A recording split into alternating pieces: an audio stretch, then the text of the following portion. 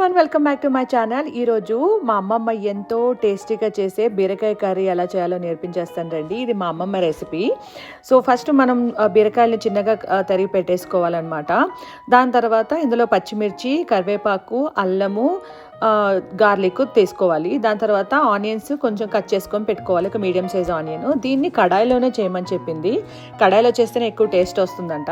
So ఇందులో పచ్చిమిర్చి, ginger, garlic వేసేసుకొని కొద్దిగా ఫ్రై చేసేసుకోవాలన్నమాట. దాని తర్వాత 2 స్పూన్స్ సెసమి సీడ్స్ వేసుకోవాలి. ఇది కొంచెం ఎక్కువగా వేయకూడదు, జస్ట్ మనకు కొద్దిగా అట్లా ఫ్రై అయితే సరిపోతుంది. దాని తర్వాత పీనట్స్ తీసుకోవాలి. నేను ఒక 3 స్పూన్స్ తీసుకున్నాను, ఇంత సరిపోతుంది.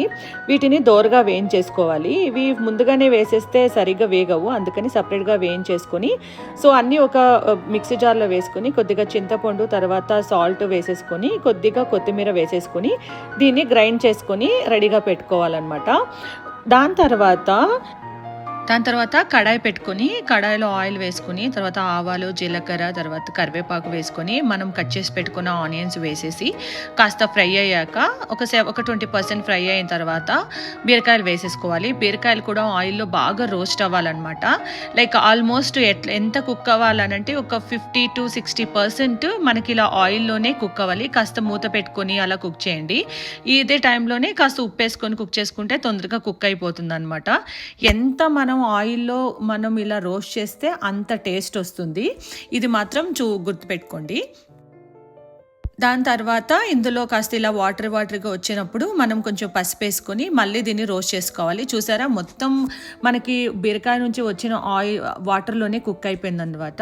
దాని తర్వాత ఈ స్టేజ్లో ఉన్నప్పుడు మనము గ్రైండ్ చేసి పెట్టుకున్న మసాలా, అందులో కొద్దిగా వాటరు అన్నీ వేసుకొని బాగా ఫ్రై చేయాలి. మీకు వాటర్ ఎంత కావాలో అంత వేసుకోండి. మాకు థిక్గా కావాలి, ఎందుకంటే నేను చపాతీ లెక్క చేస్తున్నాను అనమాట. సో ఇలా మొత్తం అంతా దగ్గరగా బాగా మనం కుక్ చేసుకోవాలి. స్లో ఫ్లేమ్లో కుక్ చేసుకోండి, లేకంటే అడుగంటేస్తుంది అనమాట. ఇలా కుక్ చేసుకున్న తర్వాత మనకు కర్రీ రెడీ అయిపోతుంది. ఇలా ఒక బౌల్లో తీసుకున్నాక కొత్తిమీర చల్లేసుకుంటే సరిపోతుంది. ఈ కర్రీని ఎక్కువగా ఉత్తర కర్ణాటకలో చేస్తారనమాట. సో ఇది మీకు రైస్ లేకి, చపాతీ లేకి కూడా చాలా బాగుంటుంది. పిల్లలకు కూడా ఇది ఎక్కువగా నచ్చుతుంది, ఎందుకంటే క్రీమీ స్ట్రక్చర్ ఉంటుంది కాబట్టి. ఈ రెసిపీ మీకు నచ్చినట్టయితే please share, like and subscribe. Thanks for watching.